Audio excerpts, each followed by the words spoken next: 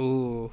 Yeah, so that was a quick end to the night right there. That was about 4 in the morning. We were all drunk and ready to go home anyway. So So like my cousin's uncle, just like this cowboy dude, like his mustache like goes down to here, just I love it. filters every drink he's ever drunk through it. But he's like, you see that right there, boy? I'm like, yeah, you got like a callus. So he's like, cactus thorn in there, Oh my and god. it is still in there. From how long I ago? don't know, but it's like a bump on his thumb. It's all calloused over. He's like, yeah, I could still feel it sometimes. Ugh, bro. Just cut your finger off at that point. Like, come on. Yeah, it's like, is it like touching bone? Is it gonna work its way through your finger? Ugh, that's gross. I can't even imagine. How long would you have that in there for you to callus over? I don't know, dude, but I stuck myself pretty good last summer with the fish hook, and like I haven't done that in like quite a few years, and that's just like an experience I do not want to do again. Have you ever stuck yourself? Oh yeah, dude. I've stuck myself real bad a couple of times. I do it more or less every week, kind of bad. But like really bad, I've done only a couple of times. But this one time that I very vividly remember, I was back in college and I was doing like tackle prep in my room and I had all my baits and stuff like all over my bed and I guess there was like dust or dirt or debris in one of my tackle boxes and it had gotten on my comforter and I went to go like this and like sweep it off of my bed onto the floor and I guess there was like this little micro crankbait, maybe like a little 1.5, 2 inch crankbait that I use for trout fishing at some of the local ponds back in Colorado. And I missed it. I must have like not seen it when I was doing my tackle organization. And I went like this, and I got the like all the way through the barb, all the way like around the point of the hook into my finger. And I was like, "Oh my god!" And it stuck into my finger, and it stuck into the comforter and the mattress and so I was stuck to my bed like this, and like I couldn't get myself out. Luckily, my desk was over there, and I had like a pair of pliers on my desk. But I was like here, like pulling my mattress like this with me, like reaching over to try and grab the pliers, and like grab the pliers to like undo it out of my bed, and then pull it out of my fingers. And yeah, and then I there was a lot of I got new sheets after that. We'll say. Yeah, that was the most fun time, and I still got a little indent on my finger here from that, so that was fun. Uh, Dude, but yeah, thankfully I haven't done it super super bad before like that. So yeah, like the first time like I'd ever gotten myself hooked is it was like the first year back from college. I was fishing at like my home waters back in my hometown. I was like just cranking them on like a little micro lipless crankbait and had like a small like 6 inch bass like caught it and I was unhooking it and it like flopped, went into my finger, or no, went into my thumb first, popped out, oh went into my index finger, and then like that's the one hook. The other hook is still on this flopping like little bass, it's getting just towards like mouth. just like digging it further into my finger. It was like a really bad experience. Like, Ah, damn, dude, the double homicide of the thumb and finger too. dude, Ooh, yeah, well, like, dude, that was kind of crazy. That like went in, I felt it go in, and then pop right out, and then go into my index finger, oh my god, and I was like, fuck catch and release at this point. I need to release myself. dude. And I was like, I hated that little bass. Did you And take I him and was like, spike him into the woods or something? no, like I had him like pressed on down like onto the dock that I was fishing on and like unhooked him, like kicked him back into the water. Swam away strong though. Of course, yeah, Ra- perfect. He's fine. He's still swimming around to this day. He's chilling. yeah. And had some pliers and like pulled it out. Luckily, like it was like a thin wire and like it was past the bar but not too deep. Okay. But like this past summer, like I buried that hook. Let me give an example here. like I buried that hook down to like the bend, like almost to the joint, like right into my thumb. And it was through my own fault. I was like, had like a 110 like size jerk bait, and I was just like flipping it in. I was like Oh no. holding it, and I just Oh, like didn't let it go, and it just like you just felt it. Oh drove it god. right into my thumb, and that in and of itself didn't hurt because the hook was really sharp, Yeah. but it got really in there. Yeah, Oh. I went to the hospital for that one. Yeah, those Vision 110 hooks, they're friggin' sharp. And the worst part is, I don't know if you've looked at them, but the barbs are on the outside of the hooks, so they're not on the inside like a normal. Oh, Mm. you said it's Vision 110 size. Sorry. Yeah, like so it was like a blank that I painted, and then like I had my own hooks on it. Gotcha. Yeah, I don't know. Have you ever used a regular Vision 110? Mm-mm. No, I Dude, just I'm like I can't justify the $25, but then I have like the swim bait stuff. dude, yeah. See, that was my thought process too. Like for the longest time, I was like, I don't really throw a jerkbait that much. Like I can't justify buying a $25 jerkbait. And then I have all these swim baits, so I was like, fuck it, I'm buying one. I need to know. So I bought one of the regular ones and one of the Vision 110 Juniors. But the hooks on them are really interesting. They have the barbs like on the outside of the hook. So like you know how like a normal swim bait or like a normal bait has like the barbs on the inside Yeah. curl, the barbs are on the outside for a Vision 110, which is really interesting. I don't know what kind of hooks they use for them, but I've never seen another bait that looks like that. So like let's go down this rabbit hole. Hooks. Do you replace the hooks on your swim baits or like any of your other baits? Like how does that look Um, for you? it truthfully depends on the bait. Mhm. So my rule of thumb is generally if the bait is less than $5 for conventional stuff, I should say. If the bait's less than $5, those hooks are coming off, and I'm changing them. Mhm. If the bait's more than $5, then generally they're gonna put on decent enough hooks to where it's not gonna matter. I'm not a tournament fisherman, so I don't worry about like my hooks have to be the sharpest thing ever all the time, constantly. Like so, I'm not filing hooks. I'm not doing that. But like if I go out and buy like one of those like Walmart like the Norman D22s or whatever, like the little crappy hooks like that, where like you can look at the hook and you're like, that's not a good looking hook. If it's like one of those little like eagle claw looking dealios, like that's not what I'm buying. But and kind of similar for swim baits, although I feel like I don't change them as much. I usually wait. Again, like a lot of these swim bait guys, like they put good hooks on their baits, unless you're buying from like like a really small swim bait company, in which case I would change the hooks. Like my buddy Dan, he makes. Oh God, oh there goes a bunch of baits.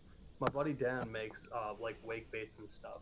This is one of his. This is a three-piece mouse wake bait that he calls the Wriggle It Rat. He makes a smaller one and then also like a couple other baits, but he just puts like normal like Strike King hooks or Gamakatsus, but they're pretty cheap hooks, so those I switch out just because I prefer to have something a little bit sharper. But yeah, generally I don't feel the need to. A lot of the baits that I Mhm. buy again are going to be more than $5 or $6 anyway, so I feel like they come with good enough hooks on them.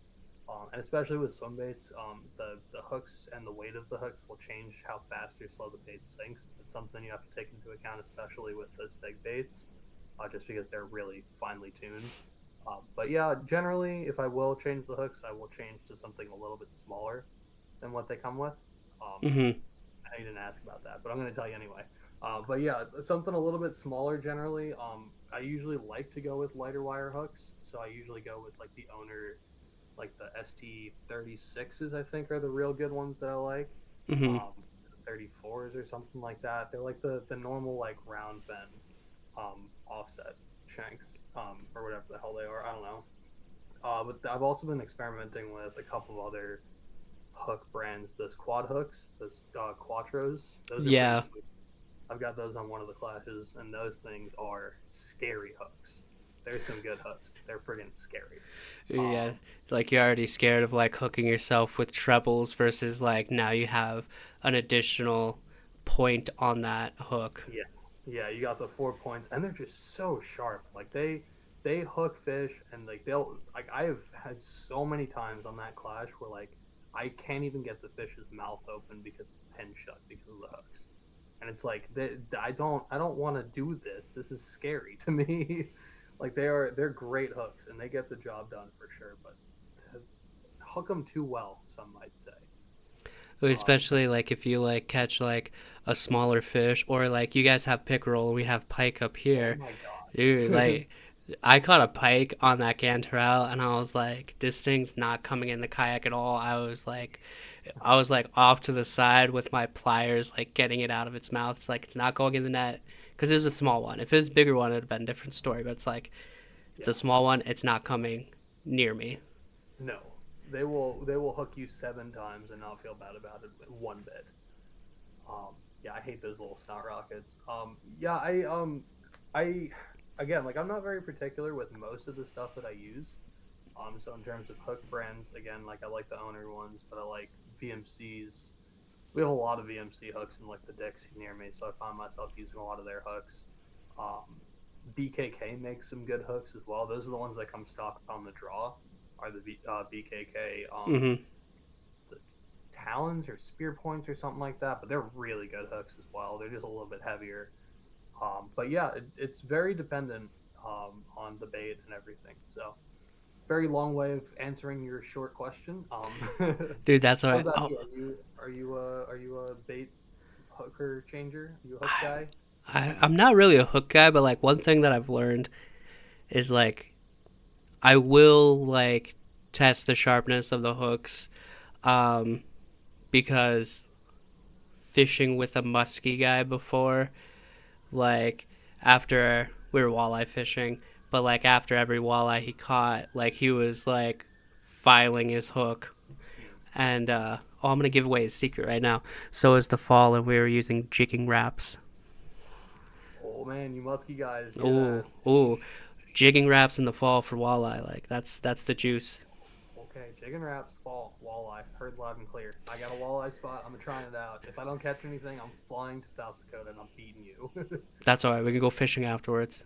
Heck yeah, black eye bass fishing challenge. Let's go, baby.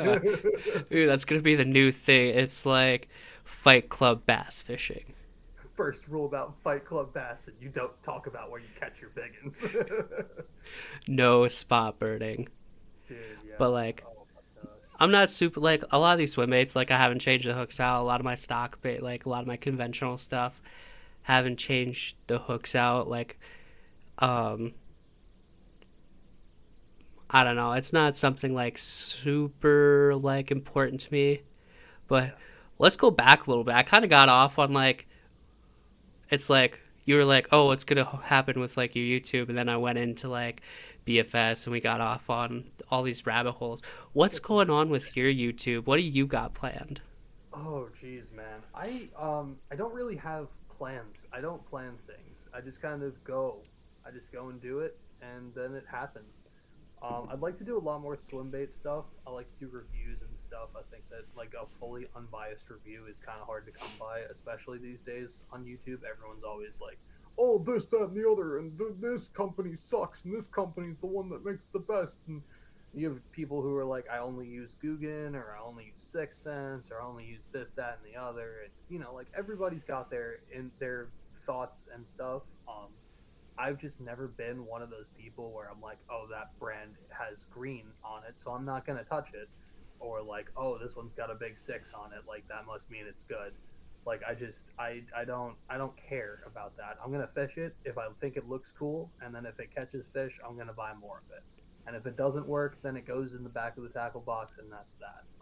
But I like to bring that like unbiased thought process to reviews as well, and I'd like to do that with conventional stuff as well as swim baits. Like I said, I wanted to do that Nessie review, give like an unbiased thought process on that bait.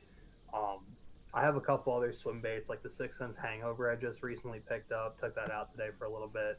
I think I got bit on it once or twice.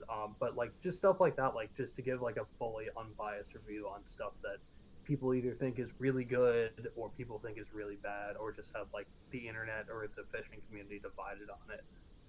I'd like to do some trips and stuff if I get an opportunity to.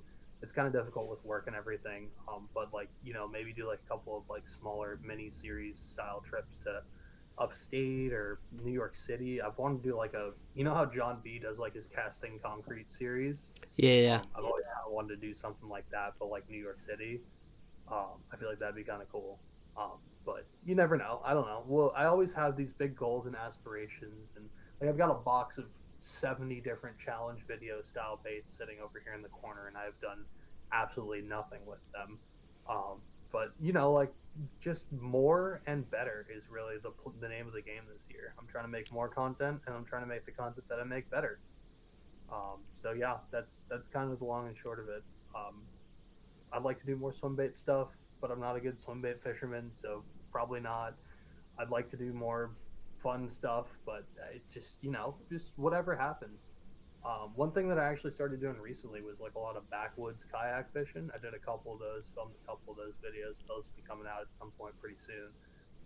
But I sent you that when I was out at that one little pond that I said was Mm-hmm. forever to get to. That was hell on earth to get the kayak back there, but it was really cool.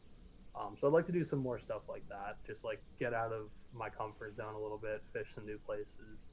I feel like just moving back to New York, I was kind of fishing the same spots that I fished as a kid, and like knew that there was like consistent fish in it, and then just not really expanding those boundaries a whole lot. So this year is all about exploration and learning and trying new things, and doesn't seem like it's been working out super well so far. There's been a lot of days of me driving 2 hours to go try and catch one small pickerel, it seems, but here we are. We're making it work, and when it works real well, and it's always a really rewarding thing. So No, like I'm kind of like in the same boat to where um with with my fishing and everything and the YouTube.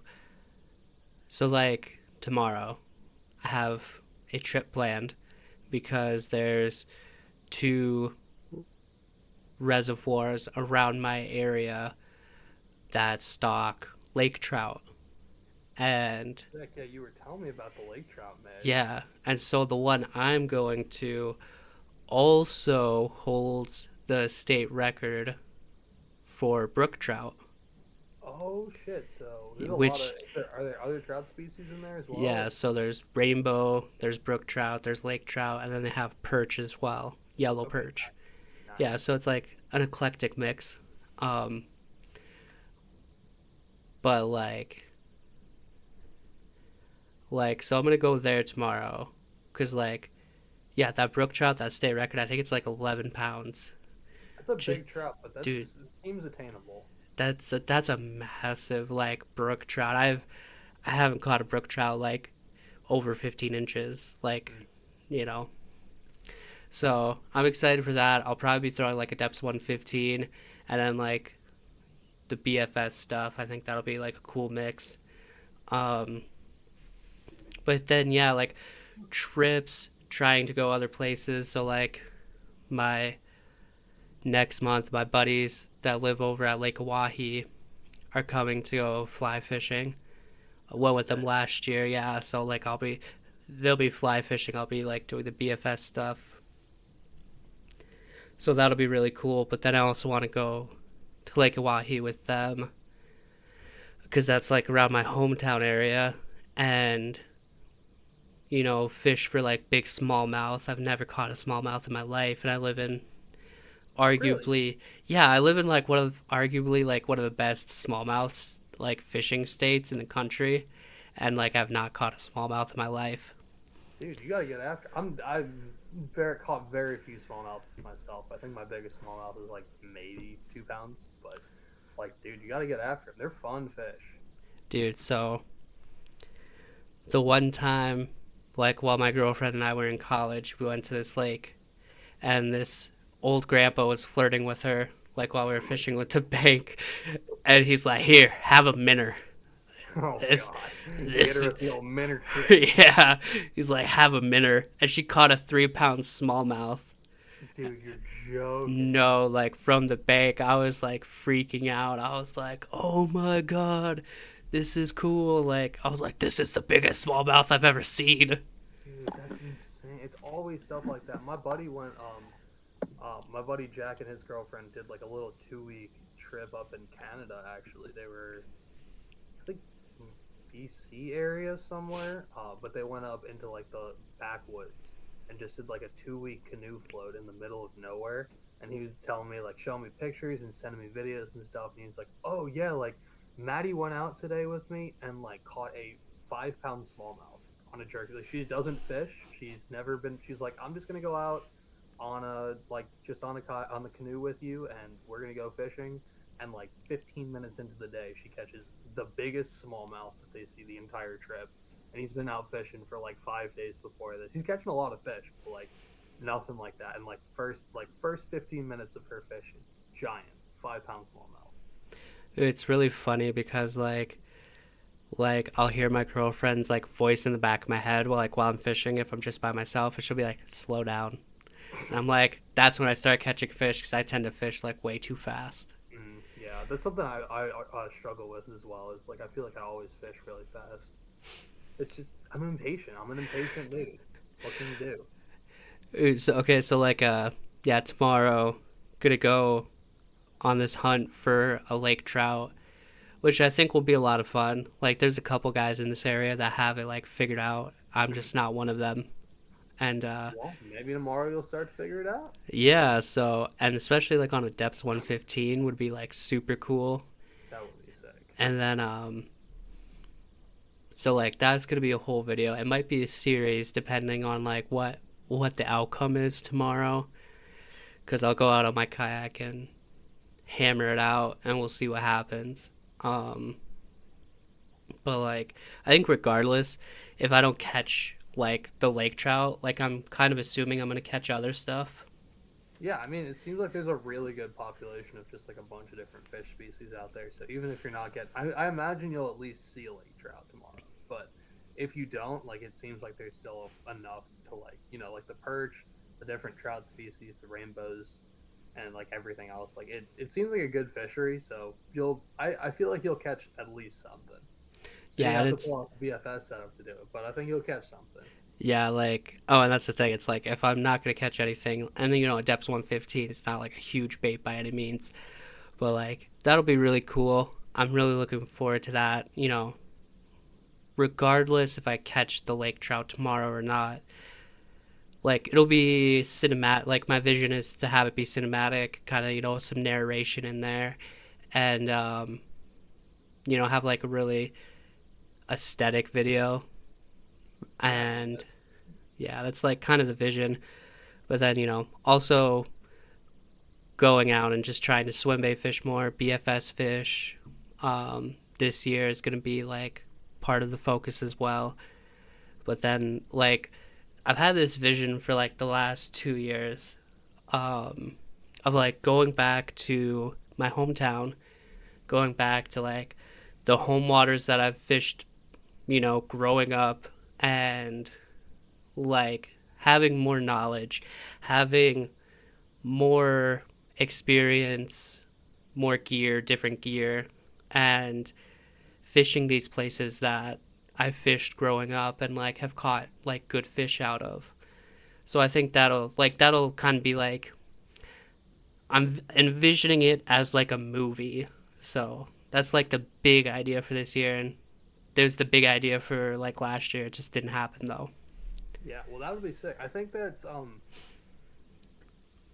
I remember being or first getting into fishing and bass fishing specifically, and like really going onto YouTube and watching all these YouTube guys, the Googans and Ben Milliken and all them. And I think that was kind of what immediately drew me to like John B and Ben Milliken. It's the two of them specifically. Is like they did the B-roll thing, they did like the cinematic thing. They really put the time and effort in, and I think that's really what helped grow their channels, at least in the beginning.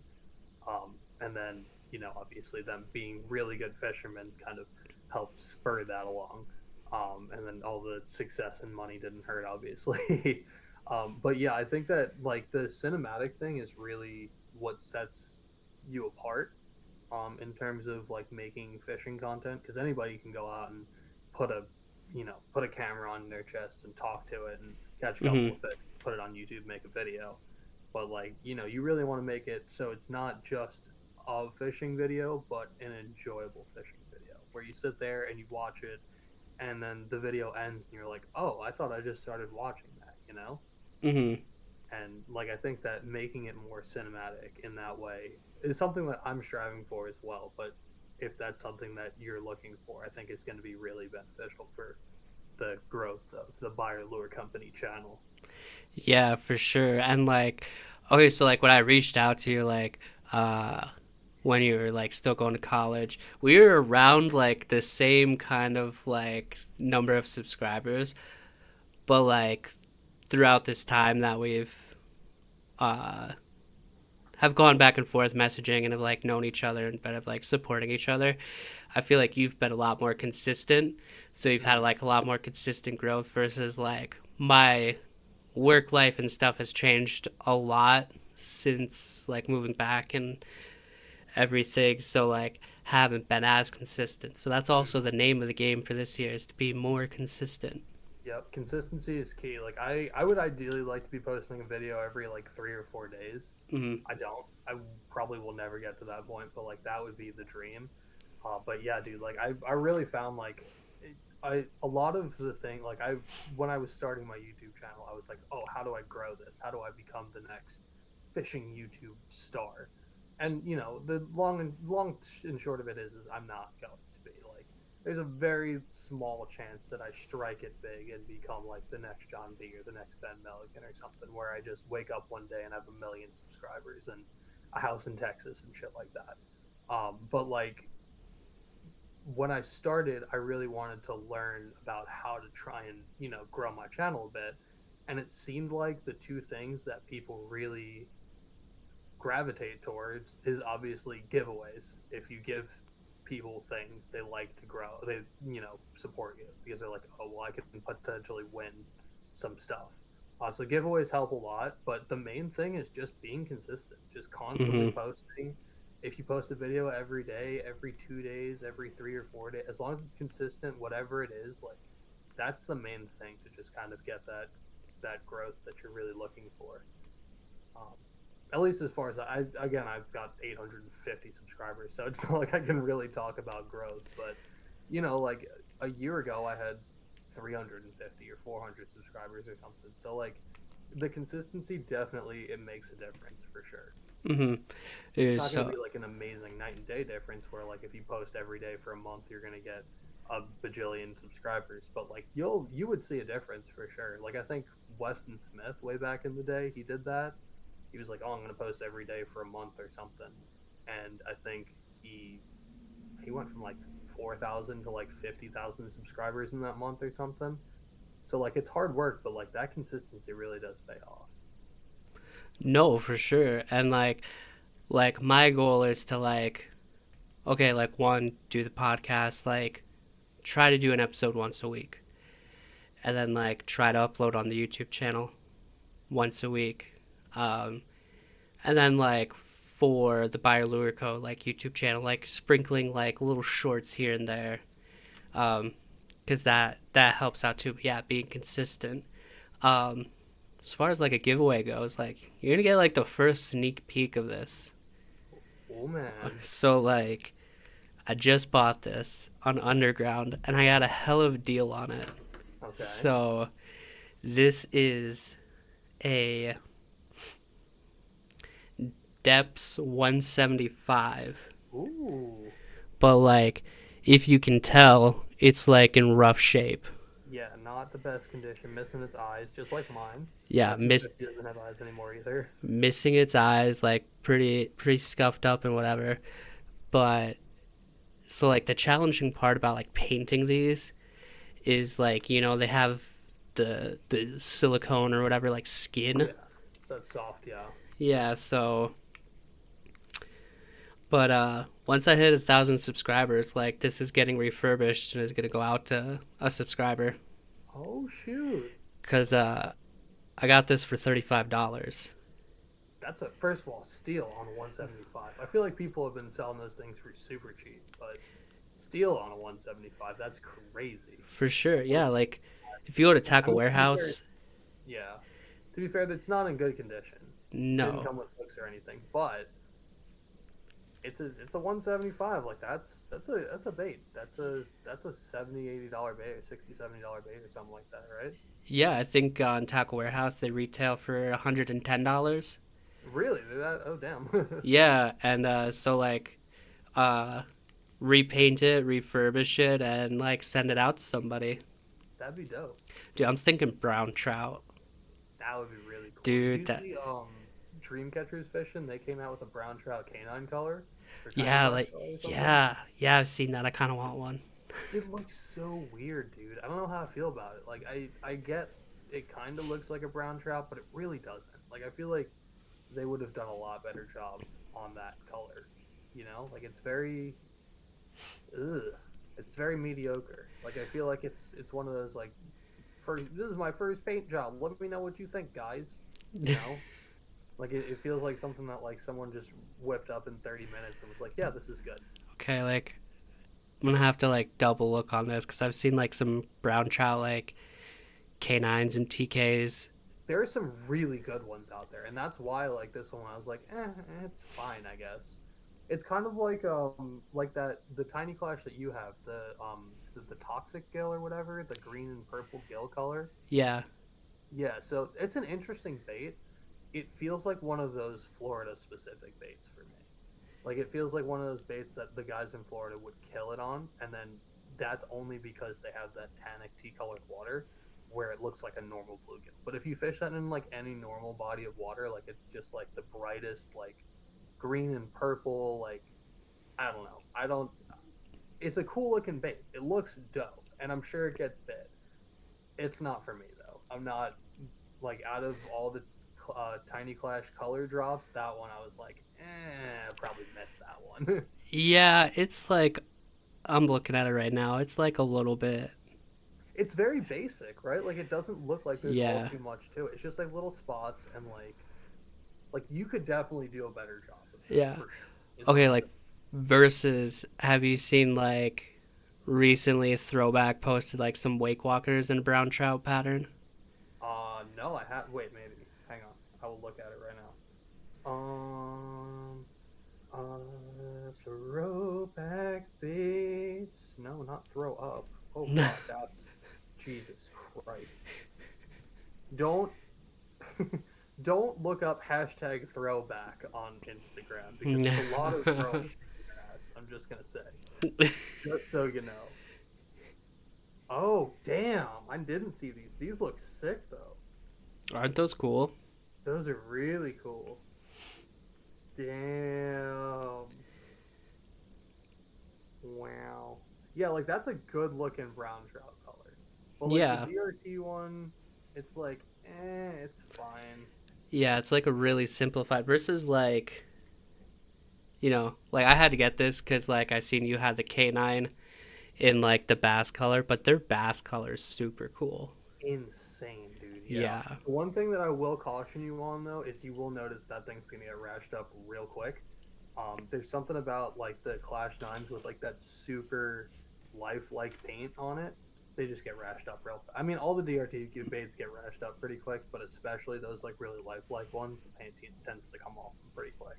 So just be prepared for that.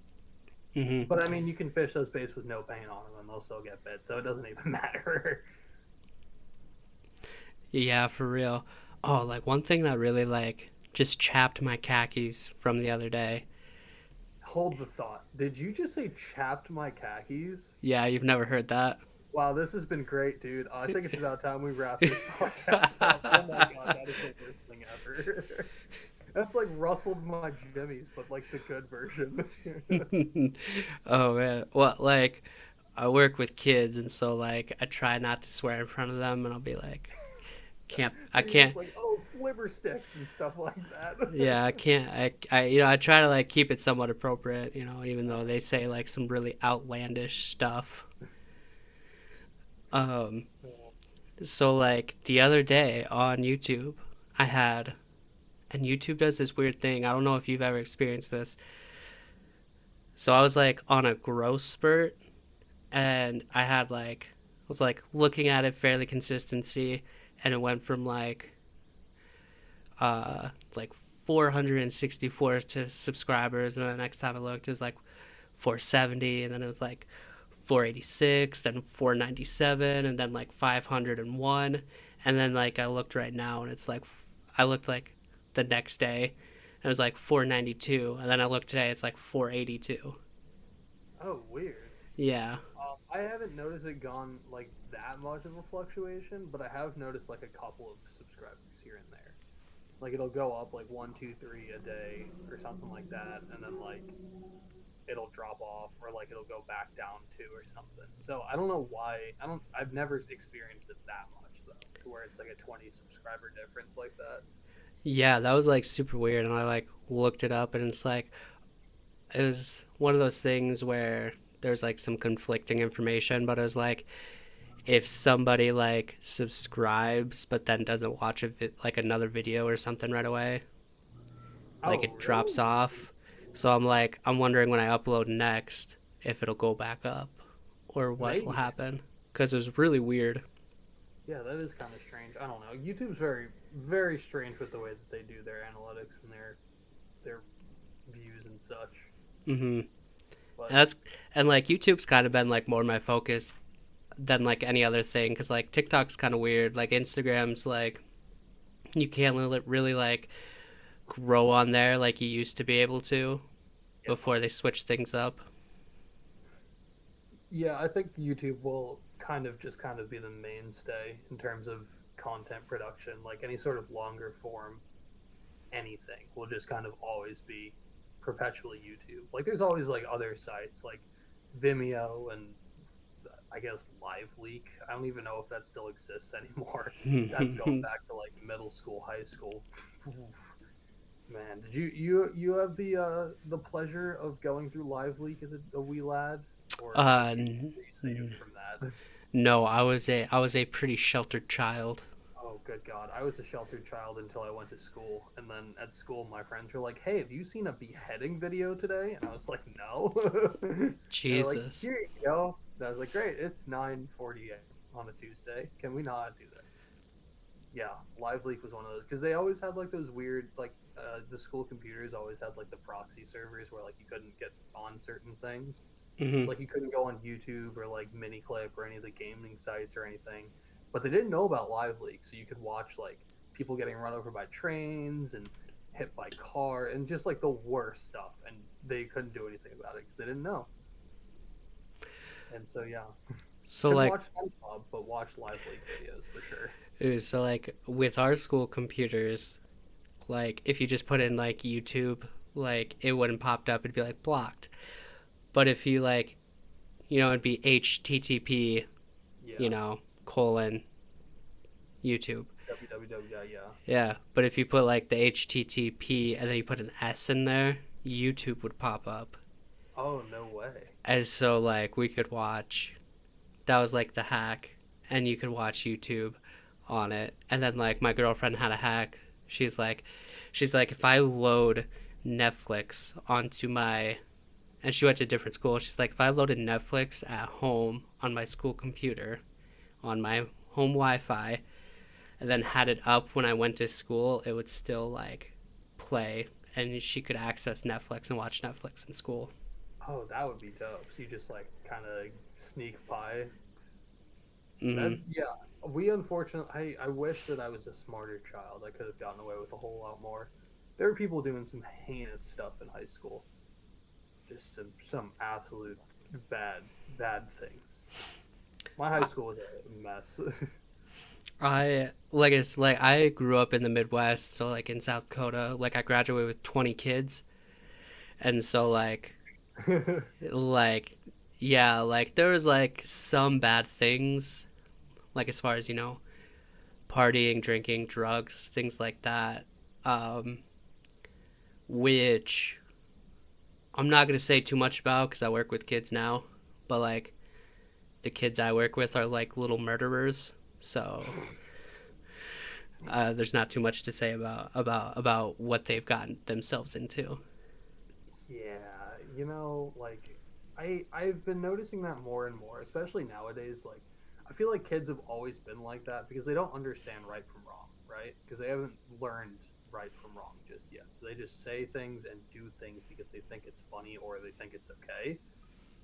And that's always how kids have been. It's just that nowadays they are exposed to just the worst things on the planet from such a young age, and so they say and do even worse things. Like I worked at a summer camp over the summer, and I had Yeah. like 13-year-olds like telling me that I should go pick cotton and stuff. Like I was like, okay, this is fun. Jesus Christ. Dude, yeah, and like it was like a primarily like Jewish day camp or not day camp, summer camp. Not because it was Jewish affiliated, just because like most of the people who went there happened to be of Jewish faith, and so like the amount of like Holocaust jokes and like you should read the numbers on my arm joke, like it was so bad, dude. Like every like you name it, and these kids were sick, and I was like, oh man. And I just like I don't ever remember like I was a messed up kid to be fair. I was never that Hmm. bad. So I can't even imagine like working with them every single day, the type of stuff you would see and hear. That's just crazy. But I'm gonna say like on like a sidebar here, like one kid that kind of like really inspired this hometown like movie idea. Oh gosh.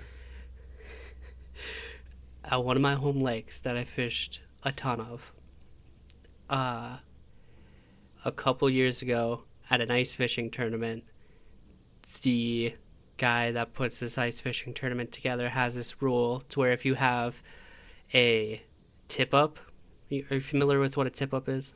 Yeah, the little like things that like flip Yeah, your little flag up. Yeah. yeah. So if you have a tip up and you're not paying attention to it, like, and you haven't in like a certain amount of time, I don't know what it is, if you haven't gone to like go and like check out your tip up after your flag comes up, it's fair game for anybody. So you can just anybody else can run around and just like steal your tip Yeah, ups. yeah. Okay, that's sick. That's like that adds an extra element to Oh it. yeah, because it's like you, well, it's like to kind of prevent people from just like hanging out in their shacks and like, Yeah, like just you waiting know, around and hoping for the best, and whenever they yeah, feel need to go check their tip ups. Yeah. yeah, and like pay attention more. And it's not like a huge lake either, but this kid goes and runs, grabs somebody else's tip up line, and like starts bringing it in, and he pulls out a 9 pound bass. No way. Way How did the like frick South Dakota? South Dakota. South Dakota 9 pound bass, mate. That's a big Nine one. a 9 pounder just out That's of a out of the fucking water. elk. I've never heard one. Ooh, and like fat, healthy, huge fish, like, Jesus Christ. but like it wasn't too far away weight wise for like a new state record.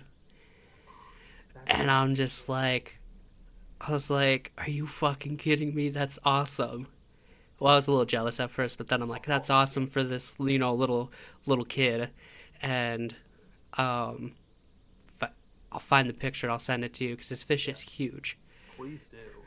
But like, yeah, I'm like, I need to go back there. I need to fish it. Like, I know some of the spots that are like good for bass fishing. Like, Dude, yeah. You should wait till like the spawn time, see if you can at least go over and see her. I'm not saying I don't condone. By the way, don't condone bed fishing. I think that it's kind of shitty. Um, that being said, really, if you ever get a chance to watch bass on beds and just like watch them do their thing for a little bit, as an environmental and like a fisheries biologist, one of the coolest experiences just to just sit there and watch them kind of do their thing. So cool. So if you get a chance, just walk around, see if you can see them. yeah, I'm gonna try to do it like the movie. I'm gonna try to do it like either fall or like early summer, spring. Um, Fall would be a good time, honestly. I think because they'll be feeding up for the winter, so mhm. that'd Yeah, be but pretty good. I'm pretty excited about it. But dude, a fucking 9 pound bass, middle of nowhere, South Dakota, like, Dude, I bet that lake is probably packed with people now. dude, I don't even know. But like, it's such a weird fishery too, just because there's a lot of shit in there. There's crappie, there's bass, there's huge pike, there's bullhead, perch, bluegill, green sunfish, whatever. Just you name it, man. That would be a really interesting place to fish. I feel like those places are almost harder to fish because they have so much of like the natural stuff around. Right? It's like unless your bait is absolutely dialed, they don't even want to deal with it. They're like, yeah, no, that's fake. Goodbye. Well, and it's like it's not like super clear water either. It's like dingier water. Oh, okay. So that might work to my advantage. And plus, they've never seen swim baits. Yeah, I'm sure there aren't a lot of people in your area throwing big stuff. Yeah, yeah. There's not a lot of people that are going to be going and throwing a citizen. Which you say you don't have a lot of confidence in soft plastics, but I think like that might kind of be my jam. Like Yeah. this year is like, yeah, because I got like six and I got these 7-inch citizens, and then I have a couple like of these. I have two of these like like Marling Baits and Epic Bait Molds. This is their Epic Boss, That's pretty and sweet. yeah, it's like it's a big bait too. What is Because it, this, like 9 inches or so? Eight and yeah, a half? because this is a 7-inch Citizen, and this is the I think it's 7.8, 7.8. It's Yeah. practically 8 inches. Yeah, that's a hefty boy. Well, I had like a little bass like following this around and pecking at it. It was weird. He's just like, he thought it was his mom. He was like, hey, you coming back for me? Dude, yeah, it was wild. So I think like soft baits are to play like big into like my game, my swim bait game this year. Hell yeah. I wish I had more confidence in him, honestly. It's one of the things that I want to work on this year is just like get better at big soft baits. That being said, have you tried the unique baits at all? They're scouts, they're weedless skills. Yeah, I think they have like I haven't tried any, but they look cool. Dude, Like I want to try some of their. They got like a wedge tail style, like yeah, they're trout trout. profile bait. Yeah. And so I got like some different like 6 and 68 HUDs that I'm gonna be throwing around this year too. Oh, and then I got that 8-inch mag draft. That thing is fucking huge, So big, dude. When you said dude. you got an 8 inch mag draft, I was like, oh, he's regretting that shit right now. Dude, He's and I made all have the it. mistakes. Like I was looking at the 6 inch and I was looking at the 8, and it's just so much bigger. It's It's like twice the crazy. size. You're like, how could this bait be so much bigger and be 2 inches longer? Yeah, it's like all it is like 2 extra inches, but it's just like, It's just the dude. girth. It's just so much like thicker. It's just a thick boy. Well, like even like you take a look at like, as a 7-inch citizen, you look at a six. A six is like fairly significantly smaller than the Yeah, 7. yeah. It's a really big difference. It's Dude, kind of impressive. I don't know why. I don't know why. Like I've been so hesitant to like buy like a citizen for so long. I feel like I'm gonna crush them on the 6 inch. Yeah. Well, see, the thing is, like a 6 inch citizen, if you think about it, is not much bigger of a presentation than a chatterbait or something. Like a chatterbait with a trailer on it is what, like 5.5 inches probably. Even like your normal Senko or a fluke is a 5 inch bait or a 5.5 inch bait. So like it's a little bit girthier, sure, but like it's not that much bigger in terms of length. And like a fish isn't going to be like, oh, that bait's too thick for me. If it's long enough and the fish is borderline big enough, like they'll take a munch at it. So anything that would like eat a chatterbait realistically would probably at least take a swipe at a citizen, a 6 inch. So like as far as like your conventional stuff goes, like what do you have the most confidence in? Oh man, most confidence, definitely a chatterbait. Bladed jig is probably my jam. I love me a bladed jig. I'm a big underspin guy too. You get me an underspin, it's a good one. Like I was playing around last year with the Megabass, the Wazi or the Wozy swimmer or however the hell you say it, the Mm-hmm. UOZ, the Waz. Um, I love that thing. That's a cool little bait. There's like that swim jig with the willow blade on the bottom. A couple of Mm-hmm. different companies make stuff like that, but the Megabass one is sick. Um, but yeah, I'm a big moving bait guy. I've been getting a lot of confidence in spinner baits recently. That's something that I've started leaning towards a lot this year or the last couple of years. Um, Craws are a big one for me. A lot of the ponds that I fish, I know that we've had this debate where you're more of a jig guy, whereas I'm more of just Mm-hmm. like a standard Texas rig guy. I think it just comes down to like I would throw a jig most of the time. It's just most of my ponds are all grassy and scummy and stuff. So you throw a jig and it comes back with just a wad of scum on it. So it's like you Mm-hmm. throw that Texas rig, it comes through it a little bit easier. So that's just generally why I gravitate towards like a Texas rig or a shaky head or something like that. So Um, like on your Texas rigs, do you peg your weight at all?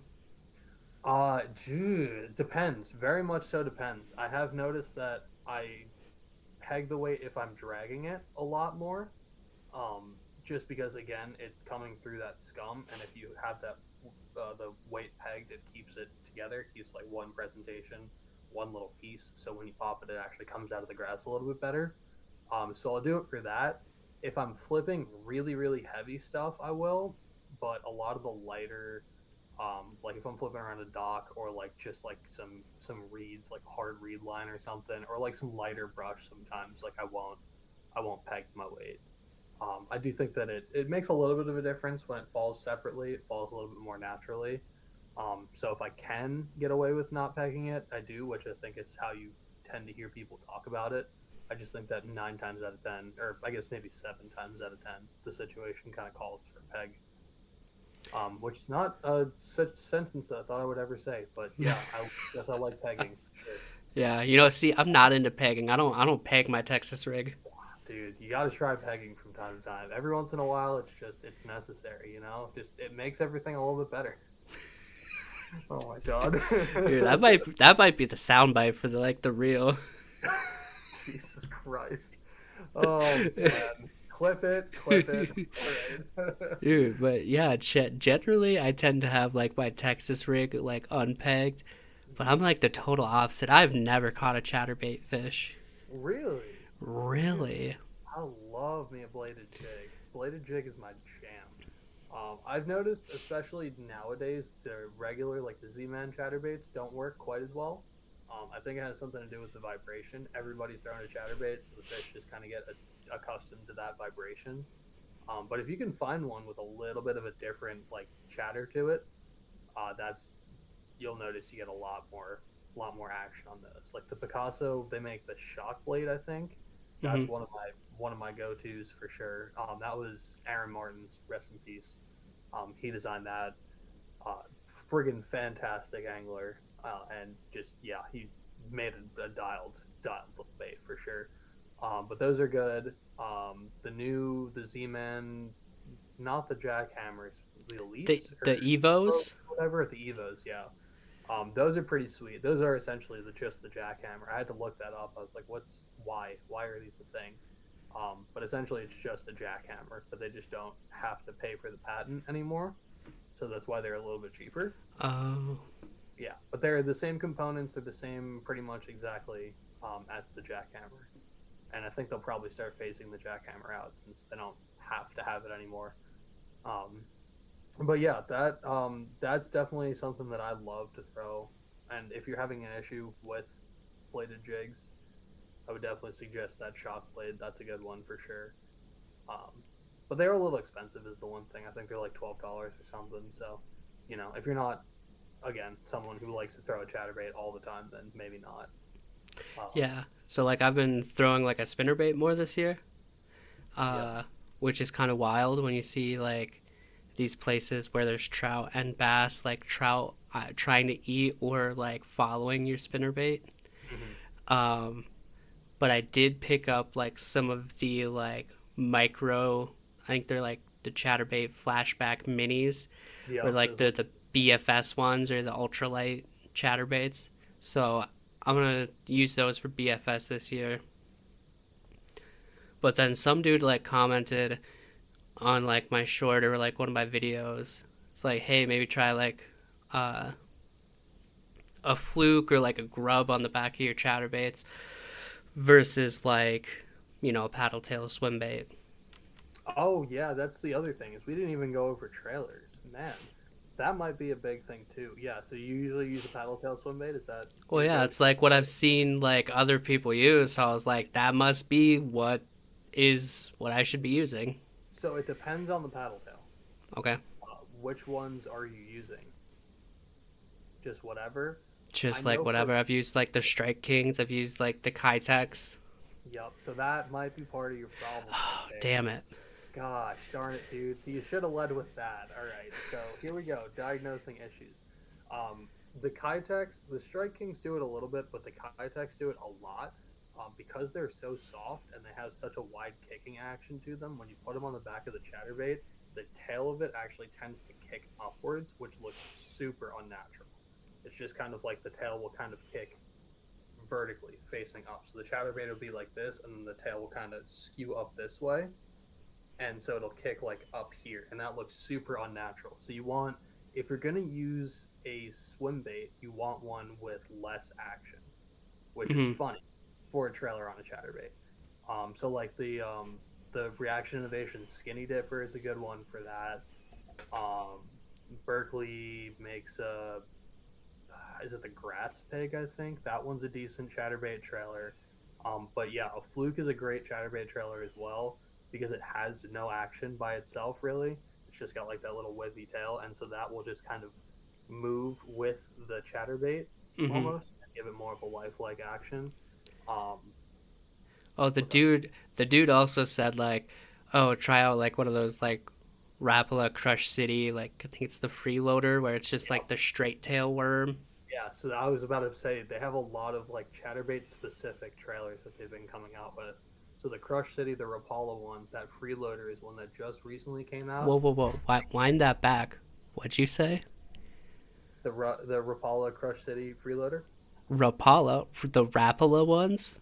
Yeah, Rapala, Rapala, Rapala. It's the same thing.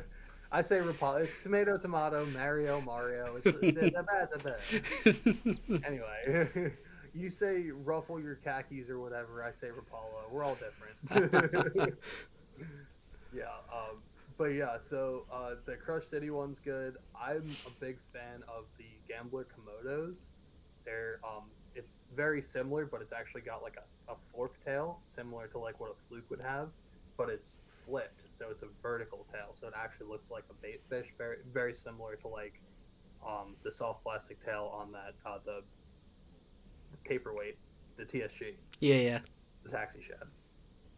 Yeah, so very similar. It has like a normal like vertical tail fin, and those work incredible on a chatterbait.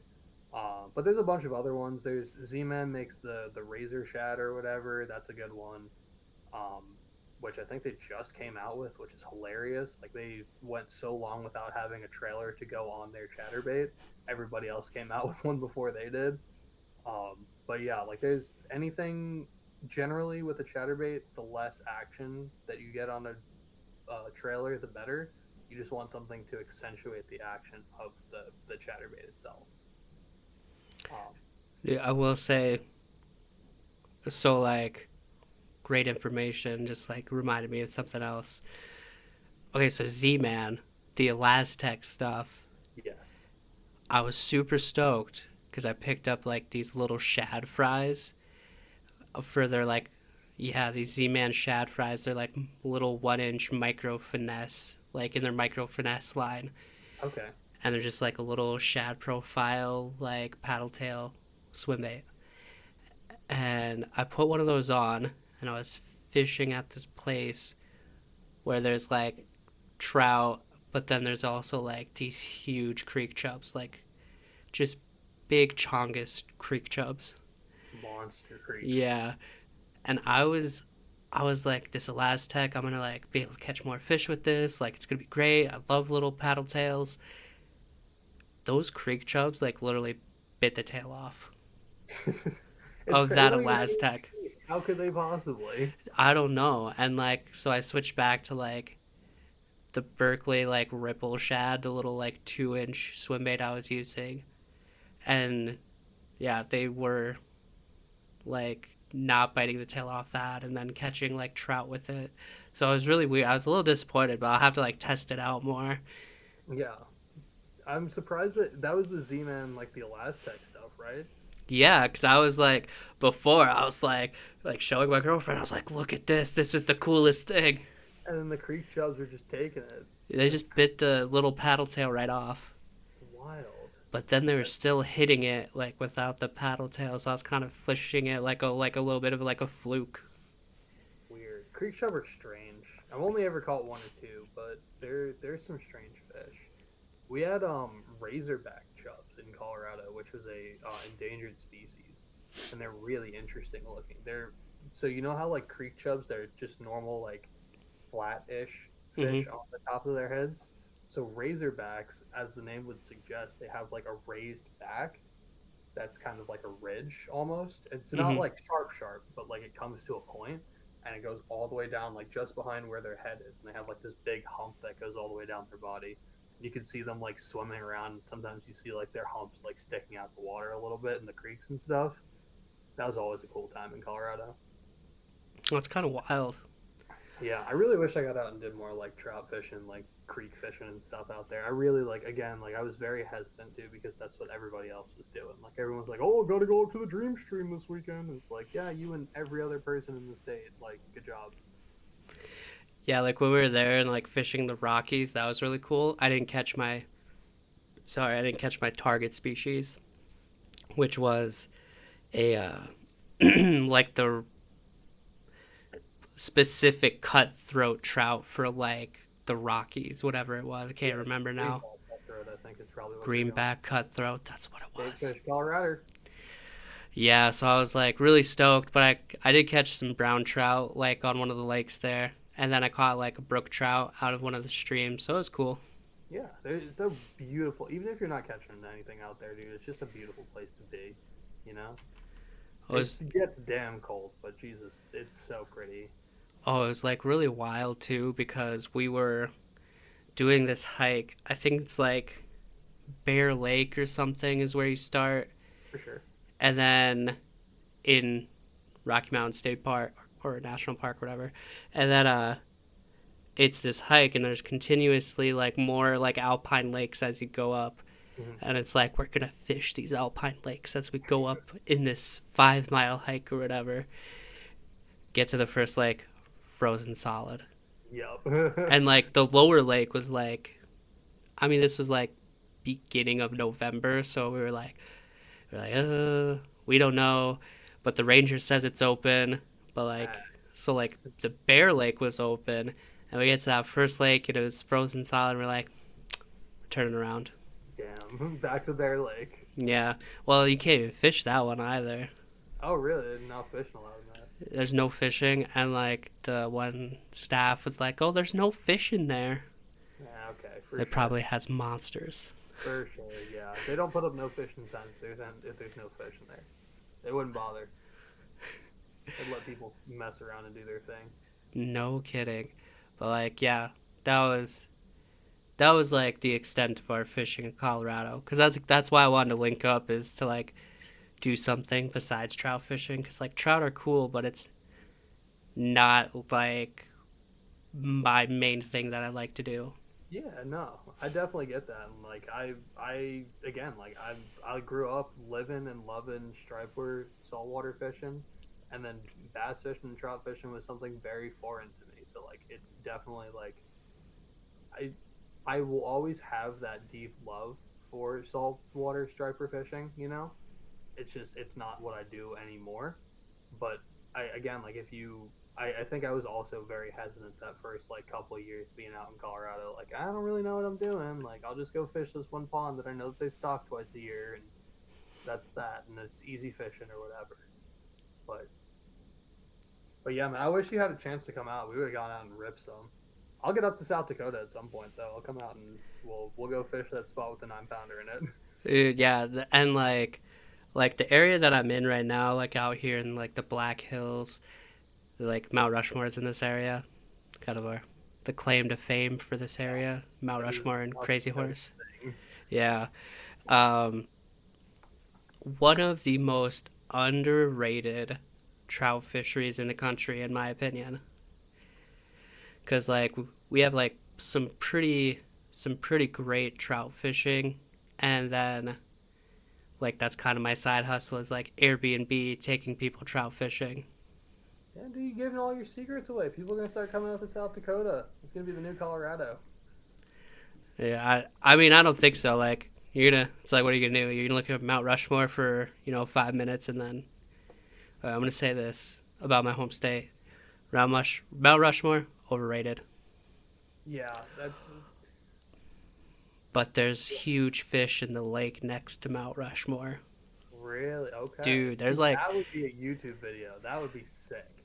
Fishing the lake by route fishing Mount Rushmore or something like that. That's a yeah, YouTube video. yeah, because there's like, well, especially with that depths 115, because I moved some big fish. Because there's like, uh, dude, there's like a 5 pound rainbow trout like cruising shallow, like huge rainbow, and um, like a couple of these places have like these invasive like European rudd. They're like big minnow, Oh, okay, sick. Yeah. and so I think when those spawn and they're smaller, they can eat those, but that rainbow trout will be cannibalistic. But there's also like a ton of crawdads in this area as well that I think So they it is munch on. nice. That's sick.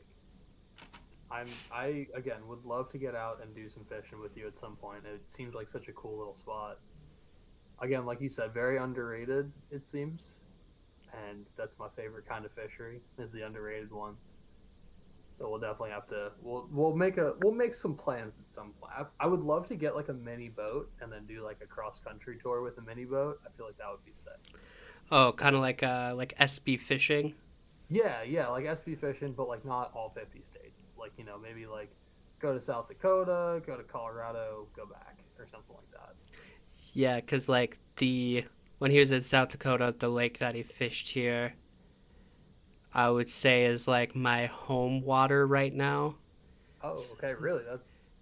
Yeah, so like That's if you watch that video where he's in South Dakota, like that's the lake that I've been fishing. That's like, uh, did you see that video? Oh, I sent you the video. That cast to catch on the kayak, my first like bass in the kayak.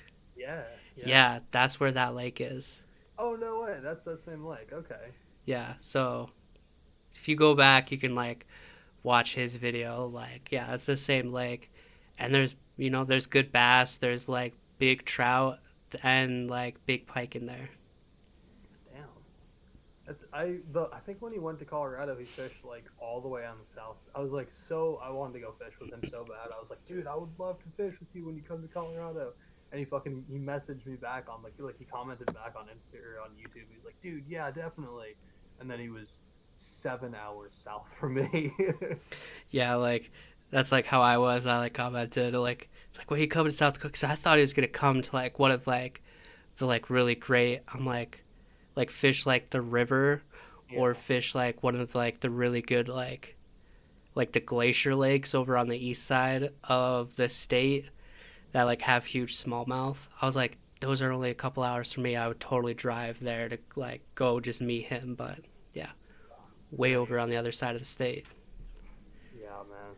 And it sucks. It's one of those things where it's like dude, I remember back when I was a big Guggen Squad fan. I I was in Colorado my freshman year of college, and I watched them do a video where they were fishing on Long Island, and I was like, "You're fucking kidding me!" They're out of like the state park that I told you about, where we went and caught the sharks, Crabtree. I think they were out there for a little bit fishing, like off the same dock that we were catching the sharks off of. I was like, "You're kidding me, dude! I literally know that spot." And they're there, like, ah, oh, dude, so annoying. Yeah, dude, like these past two times that, well, like one of the times I was down in Florida, but this last time I was working when the Bassmaster Elite Series came to Lake Oahe. I was like, I'll make the trip. I'll like go there. And then my buddies that are coming out, his dad is like a walleye guide out on the river, out on the lake. And so he got to like boat around with like Taku, and like got to talk with him and like some of the other like elites, and it's like, oh dude, that's so cool. That's sick. I would love to. They have one of the Elite Series tours, or I think a couple of the events actually this year are up in like St. Clair, or not St. Clair, the St. Lawrence River in upstate New York, and I was like seriously thinking about driving up to go watch weigh-ins one day. It'd be a cool experience just to like go and watch, see what's up. Meet Ben. Yeah, meet Milliken. You know, is still a little plus right there. But yeah, you have any like super like I don't know, bass angler or even just like any sort of professional angler that you would want to meet one day? Like, I know I would love to meet Jeremy Wade, Milliken, Polinick is obviously up there. But like, I guess like the guys local to me would be cool. So like Seth Feider is from Minnesota. oh dude, yeah, So Fighter meeting would Seth Feider would be really cool. Uh, Meeting Taku E2 would be cool. Um,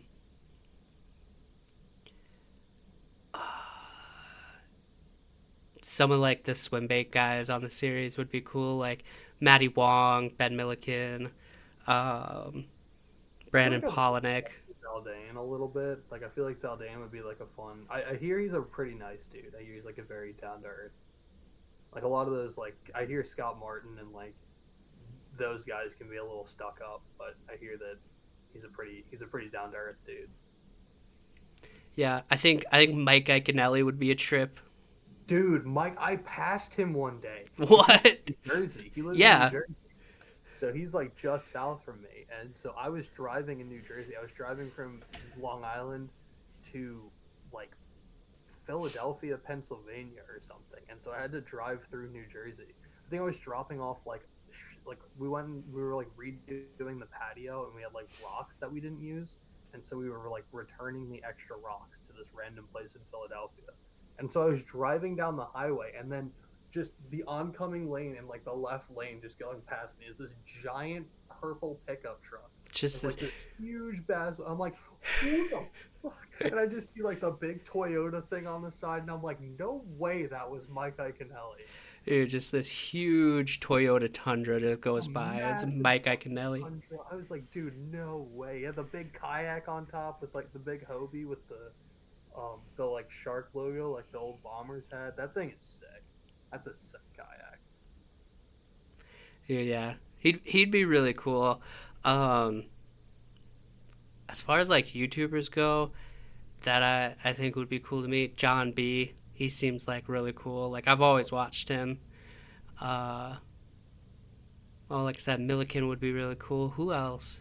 I feel like Rackley, like Yeah, OG, he probably. I would just love to sit down and like drink a couple of beers with him. I feel like he would just be like such a great guy. Like just the stories he probably has.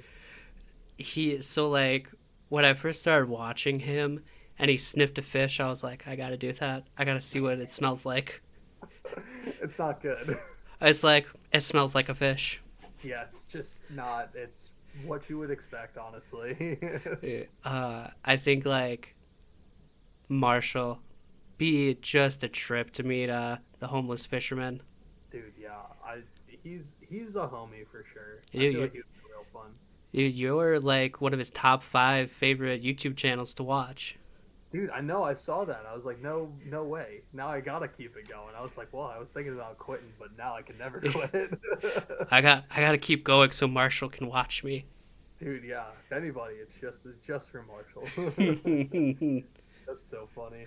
Dude, It's he's just such like a funny dude. you just intro your videos now. It's like, how's it going, What's everyone? going on, Marshall? This is Spice. Hey Marshall, welcome back to the channel. Oh man, that'd be so funny. Oh, Christ. What time is it? Dude, shit, we've been going for like 2.5 hours. Jesus, this is gonna be a long podcast episode, No, man. this is I'm like sorry.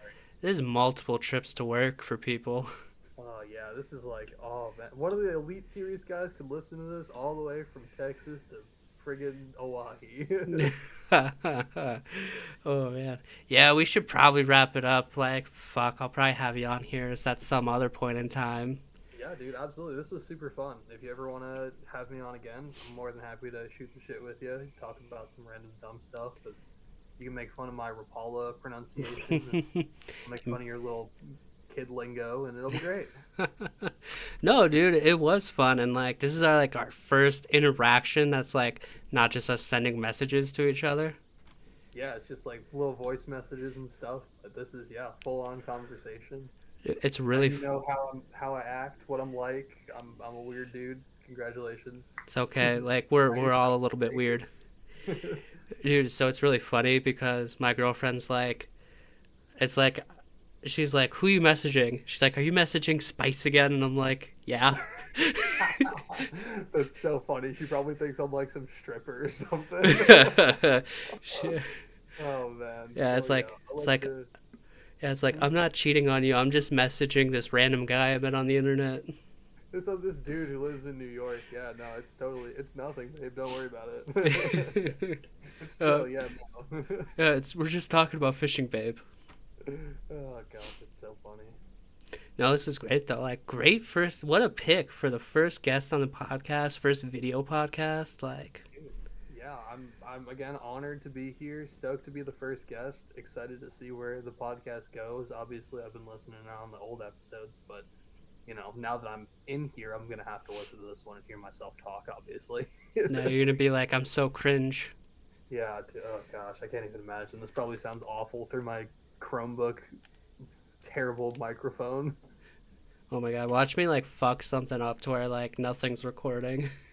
Oh my gosh, imagine 2.5 hours in, you're just like, oh wow, film another episode tomorrow.